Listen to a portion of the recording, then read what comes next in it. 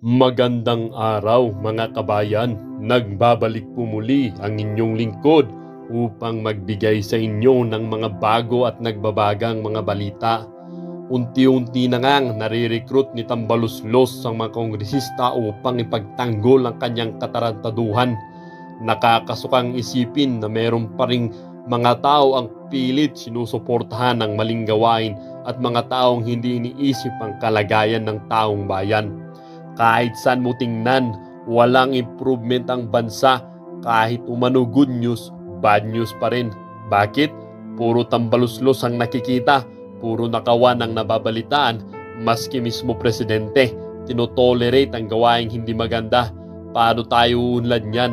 Nakakalungkot lang dahil imbis na sikasuhin ang problema ng bansa, mas busy pa tong mga inihalal ng taong bayan sa kung papaano pa madadagdagan ang kanilang kayamanan at kung papaano pa nila uutuhin at bubudulin ang taong bayan. Sa mga natitirang matitinong kongresista, huwag kayong papaloko kay Tambaluslos na yan. Kayo din mismo ang kawawa. Huwag nang gumaya kay Tulfo, Nograles, Abante at iba pa. Para sa buong impormasyon, panoorin ang buong video. At kung bago ka pa lamang sa aking channel, huwag kakalimutang mag-subscribe, pindutin ang notification bell at piliin ang all upang laging maging updated sa mga bago at nagbabagang mga balita. Ang isyungang ito ay naging usap-usapin din sa social media. Merong isang netizen na nagsabi, the only vice president na nagpatayo ng mga satellite offices sa bawat regions agad-agad pag-upo sa pwesto para makalapit ng mga mamamayan sa opisina ng Vice President. Nakakamatay ang inggit. Sabi din ng isang netizen, bakit ganun ang mga kaliwang Pilipino? Pareho tayong Pilipino, bakit sinisiraan na ang alam naman na tama? Tayong mga Pilipino ay dapat magkaisa sa lahat na pamamaraan. Dapat wala ng mga korap at mga NPA at ang bansa ay ililigaya. Happy tayong lahat. Sabi din ng isang netizen, kaya wala tayong asenso, puro sarili lang natin iniisip, imbis na magtulungan, paninira sa kapwa ang ginagawa. Kapag nagpapakinabangan, Diyos ang turing. Kapag walang silbi, tae. Sad to say, wala na talaga tayong pag-asa umudlad ang bansa. Kayang pasweldo sa iyo, Fiona. Hindi, no? Ba't di na lang ilagay ni PBBM si Inday sa DSWD? At si Sec Gatchalian sa DepEd, mas gusto ata niya mamigay ng ayuda. Okay, eto po, hindi ko po maintindihan kung ano po yung inaangal nila, no? Yung inaangal po nila kay BP Sara dahil namimigay po ng ayuda. At kung ano-ano po pong ginagawa ni BP Sara. Hindi niyo pa po ba narinig mga BBM followers, mga kakamping BBM followers, na meron pong tinatawag na multitasking? Pwede kang DepEd Secretary at the same time Vice President ka ng Pilipinas, at the same time NTFL ka, Vice Chairman ka. Hindi nyo po, kasi po alam nyo kung bakit, no? Kung bakit nyo po binabanatan yan si BP Sara. Hindi naman po dahil sa kapalpakan. Ngayon lang po ako nakakita na binabanatan po si BP Sara dahil sa kasipagan. Namigay ka na ng biyaya. Pinangunahan niya yung pamamahagi ng tulong pinansyal. Lahat po ng leader, no? Ito po napupunan natin, no? Lahat po ng leader, ay, thank you po. Ay, naku, maraming salamat kay BP Sara. O kapag hindi po si BP Sara, kunwari po, si Congressman Martin Romualdez, pag sila namigay ng tulong, ano po sasabihin? Maraming salamat po, Speaker Romualdez, sa pagbibigay po ninyo ng tulong. Pag namigay po si Pangulong Marcos, ano po sasabihin? Maraming salamat po. Pag si Sara Duterte po, wala ka bang ginagawa sa DepEd? Nakakuha niyo po yung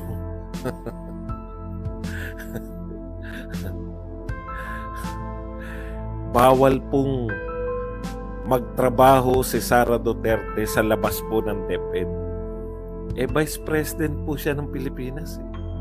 Yung dati nga pong Vice President, wala namang ginagawa talaga eh. Wala po siyang hinahawakan na department. Wala po siyang additional na trabaho sa NTF-ELCAC. Wala pong ganun. Kung mamimigay ng lugaw, puring-purin ninyo lahat. Pinupuri ng lahat ng dyaryo, namigay ng maputlang spaghetti. No?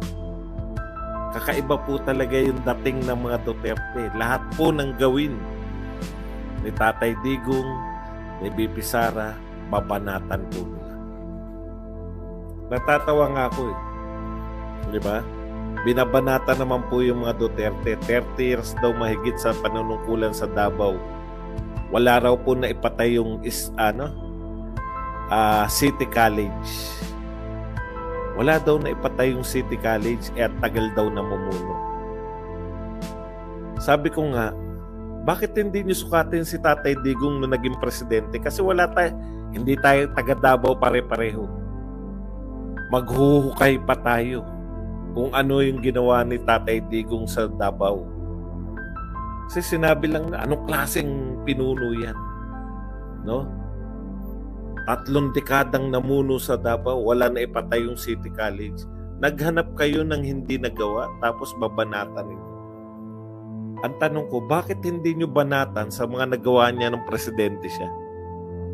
Kasi sangkatutak ang ginawa eh. Ano po ba mas importante sa inyo? Yung pagiging mayor niya, yung pagiging presidente. Hindi ko maintindihan talaga, no? Makabanat lang. Buti nga ngayon, bumaha sa Davao, walang bumanat na, anong klase kayong mga Duterte? Bakit bumabaha sa Davao? Naalala niyo po, nung bumaha sa Davao minsan, sinisi yung mga Duterte. Buong kapuluan po, pag merong pag bumaha sa ibang parte ng Pilipinas, ano po ginagawa ng mga Pilipino?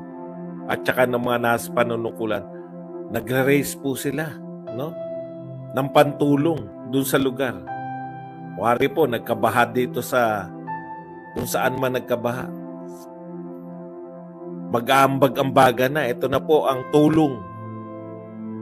Pag bumaha po sa Davao, bakit may baha sa Davao? Bakit may? Hindi, no? Iba po yung standard na gusto nila, no?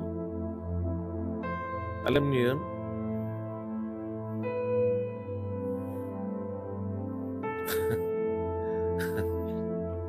Ngayon lang po ako nakakita na binabanatan si BP Sara dahil namimigay ng tulong. Wala pa pong nagbigay ng tulong na binanatan eh. Okay. Punta po tayo sa ibang maliliit na balita muna. Ito po.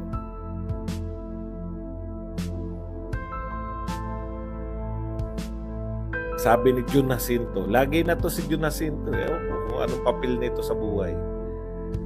Nag-react po siya sa Radyo Pilipinas, Department of Agriculture, magtatayo na ng karagdagang cold storage facilities sa 4 na lugar sa bansa. Tignan nyo po yung term, magtatayo. Naitayo na po ba? Hindi pa. Dahil magtatayo pa lang. Future pa lang. Magtatayo. Ibig sabihin, hindi pa po naitayo. Pero tignan nyo po kung paano po itong tao na to si Jun Jacinto. Wow naman. Yan ang may plano para sa magsasakang Pilipino.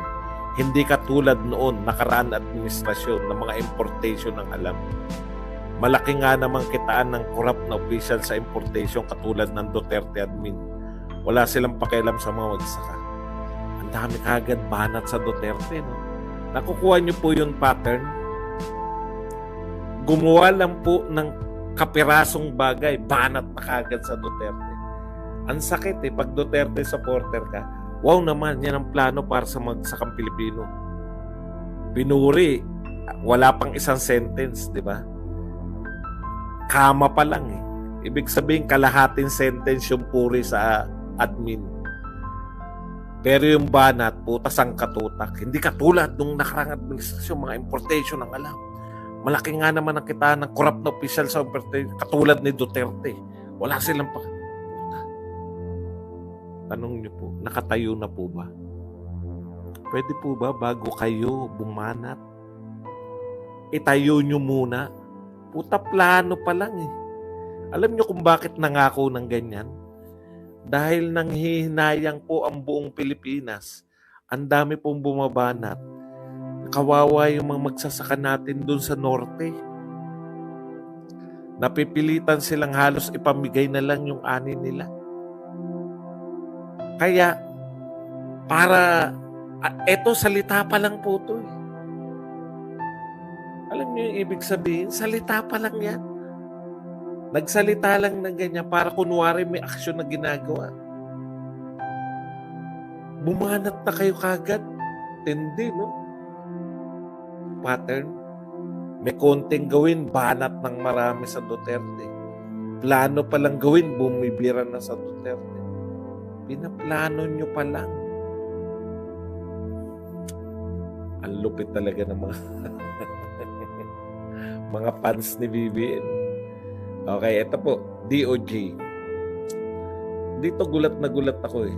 Hindi po ba kalat na meron ng mga meron ng mga nagsasabi, may congressman si Lagman, merong mga balita sa News 5 na nagkakabigayan. Hindi ko nga alam kung bakit News 5 lang eh. Bakit wala yung ibang network eh. Pero hinala ko diyan kasi News 5, taga News 5 si Rapi Tulfo.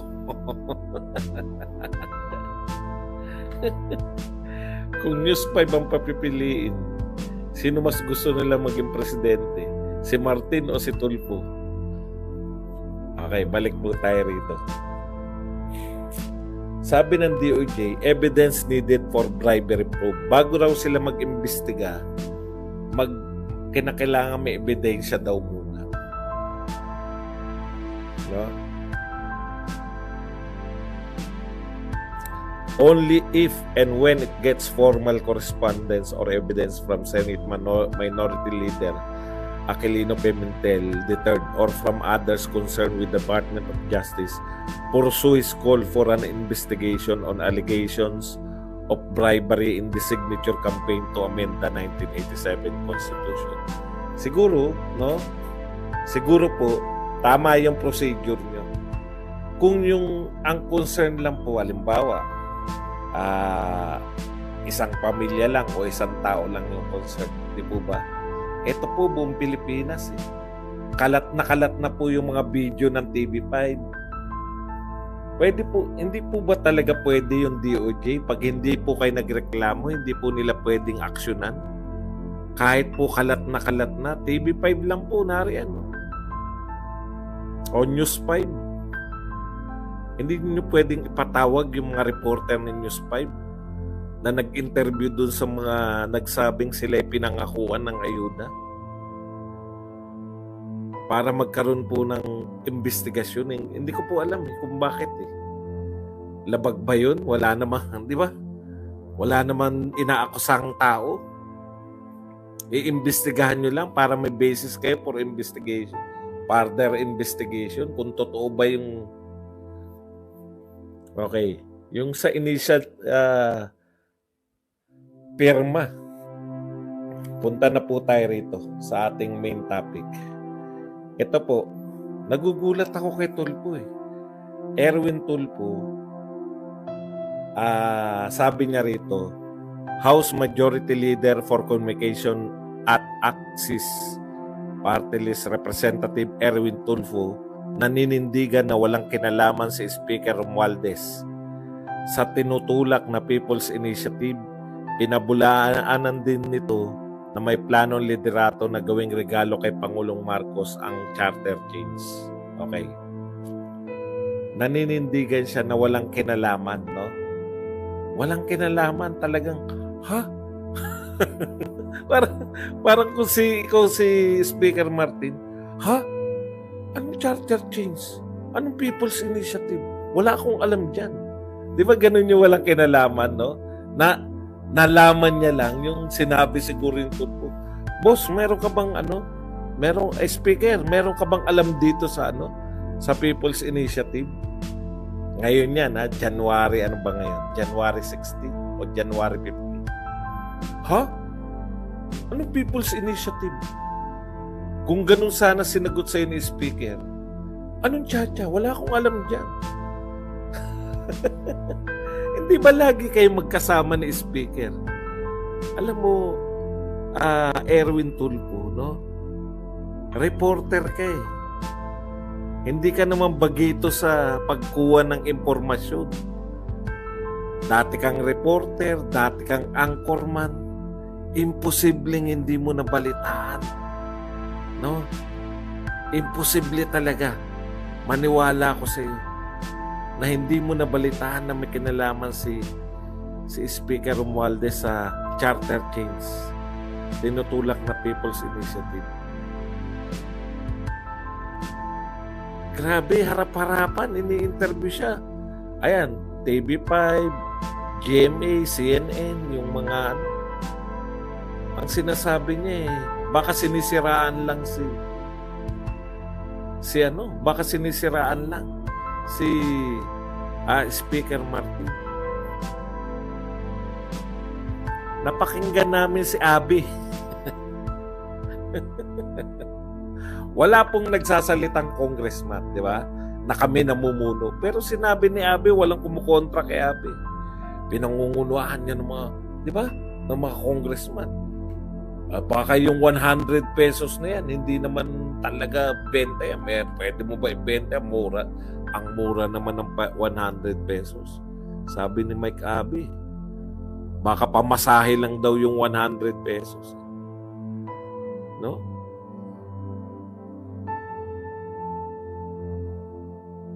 Hindi mo nabalitaan? Sikat na sikat si Jam Magno. Sinabi ni Jam Magno, yung binigay sa inyong ayuda para pumirma ay hindi vote buying. Incentive yun. As a reporter, former anchorman, imposibleng naging congressman ka lang, Congressman Erwin Tulfo, na walang ka na ng interes sa balita. Ibig mo sabihin kung kailan ka naging congressman tsaka ka nawalan ng interes sa balita. Kung kailan ka naging congressman tsaka ka hindi ko po maintindihan, no? Ewan ko po kung ano po yung Senator Tulfo ay Congressman Tulfo. Pagpaumanin nyo po, pero panahon na social media ngayon. Kahit itago na ng mga dyaryo lahat, sangkatutak po yung vlogger na pwedeng magpaalala sa inyo. Ngayon po ipapaalala ko sa inyo.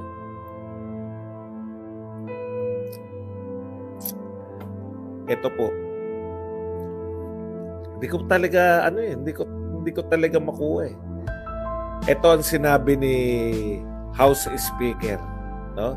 Wala daw kinalaman si House Speaker eh. Ito po ang sinabi ni House Speaker noong December 12, 2024. Kay Pangulong Marcos na rin po. Kasi sabi ni Pangulong Marcos, tutol daw siya sa... Ito po sinabi, House to revive Chacha push in 2024. December 12 po ito sinabi ni Martin. The House of Representatives takes another crack at charter change, etc., etc. Ito po, ang sinabi ni Martin. I believe 2024 will allow us to revisit the whole issue of the Constitution. We'd like to focus very much on the economic provisions, but even to get there, we have to look at the procedural aspects of the amendments of Constitution. No, sinasabi niya, procedural. Tuloy natin. There might be some initiatives here. May initiatives daw during the break that would prepare us for the ensuing year and perhaps what would be our legacy in the 19th Congress, which is to review and revisit the 1987 Constitution. Okay. Okay yan, no? Ito po ang tuloy natin. The lower last March, the lower chamber approved resolution, etc., etc. Okay. So, however, the resolution has been in the limbo in the Senate. Ayan yung balita. Now, lawmakers are eyeing a people's initiative as another route for charter change. No? Binalita to ng CNN, December 12 pa. Ayan ang linaw. Now, lawmakers are eyeing a people's initiative as another route for charter change. A people's initiative, inulit-ulit na, is one of the three ways to amend the Constitution. So as early as December 12, Congressman Erwin Tulfo, pinag-uusapan na to, yung charter change. Hindi po inimbento to ng CNN. Sa interview po to kay Martin Romualdez. Si Martin Romualdez mismo nagsabi na ipupush nila yung charter change.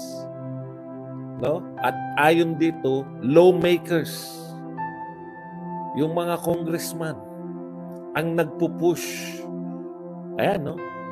Are eyeing pala. Tinitignan nila na yung isang way kasi nga na-stuck sa Senate eh. Hindi umabante sa Senate yung pagbabago ng Constitution. 'Di ba? Ayaw ni ng pamunuan ng Senado noon. Ang linaw po eh. Ito po mas malinaw. Baka sabihin, hindi naman sinabi ni Martin eh. Ito po, mas malinaw po to.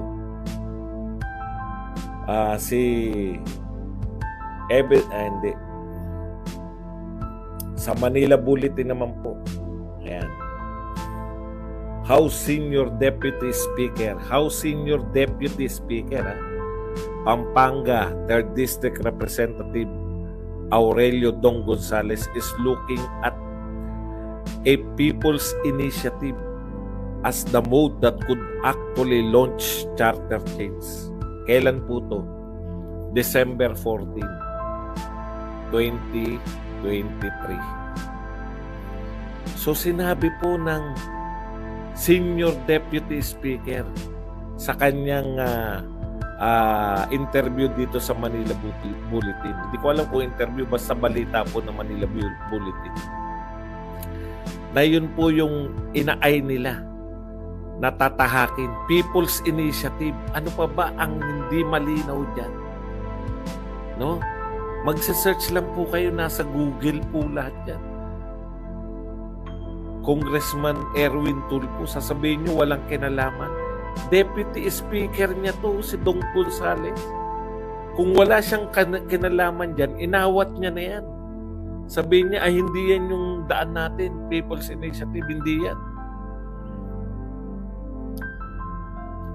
Yan. Gonzales in a chance interview during the House Reporters Christmas Party. Christmas party pala ng mga reporter ng House on Wednesday, December 13. Alam mo kasi, ang mga senador, ilang con-acts na pinasa natin sa kanila. Economic provision, still, wala pa ring movement. Yung previous Congress, marami din na-approve dito kasi resolution ng both houses. So wala pa ring galaw. So hanap tayo ng isang mode. Baka itong People's Initiative, the PI. Sino po nagsasalita? Senior Deputy Speaker. Hindi po pwede ang magsalita nang wala pong basbas ng speaker. Di tinanggal na sana yan sa kanyang pagiging Deputy Speaker. Harap-harapan niyo po ba kaming lolokohin na walang kinalaman si Martin diyan sa People's Initiative? Nagsalita po siya. January, ipupush nila. Nagsalita si Aurelio nung December pa. People's Initiative. Sasabihin nyo walang kinalaman. Huwag po tayong magbulahan.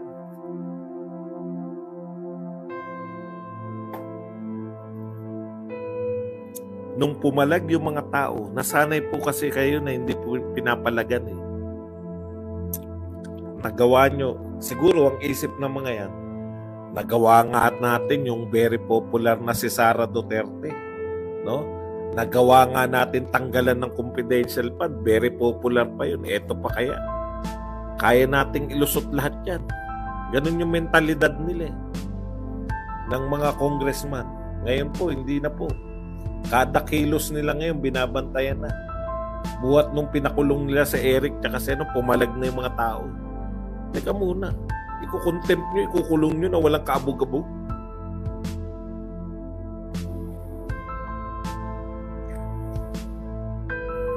Pinapalaga na po sila ngayon. Nagbabantay na yung tao rito, lalo na yung hamon ni dating Pangulong Duterte na ipaliwanag nila kung paano nila ginagastos yung pera nila. Wala ni isang tumalima.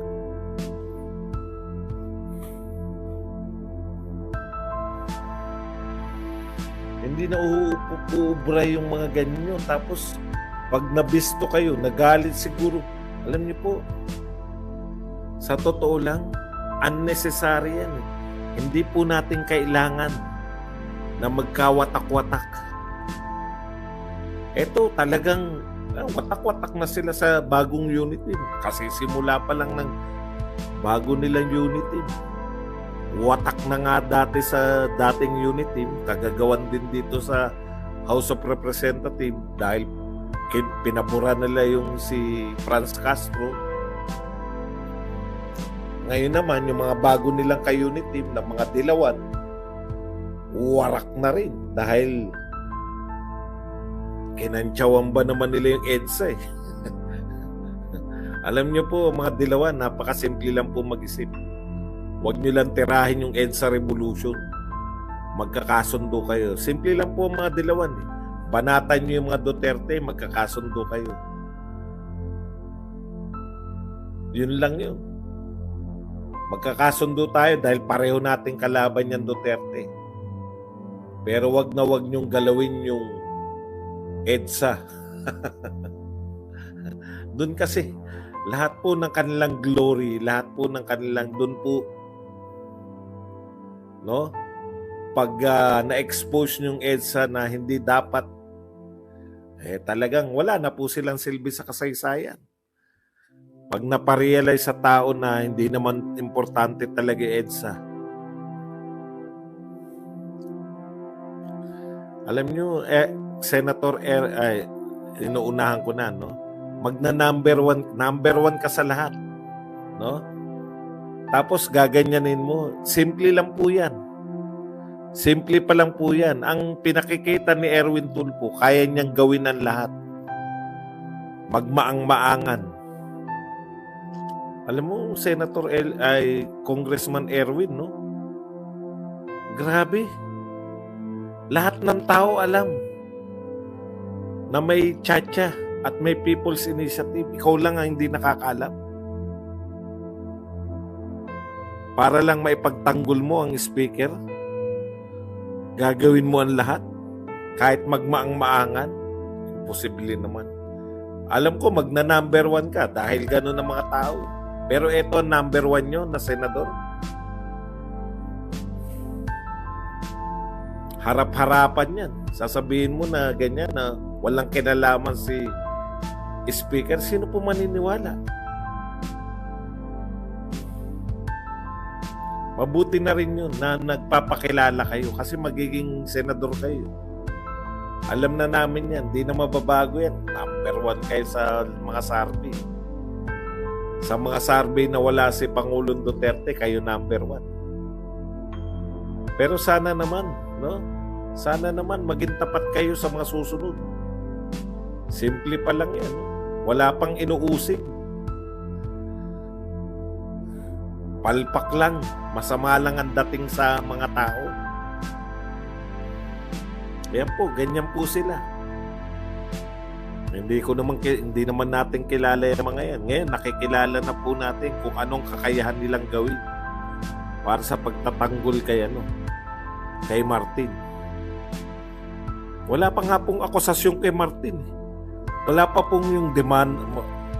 Ewan, ganun na kagad, no? Mag-deny.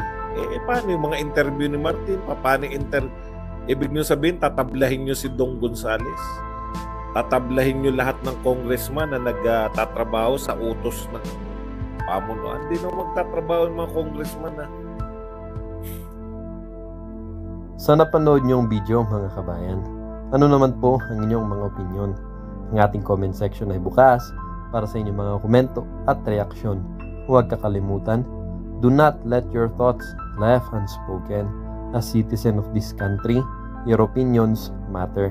Huwag pong mahihiyang magbigay ng inyong mga saloobin, mga kabayan.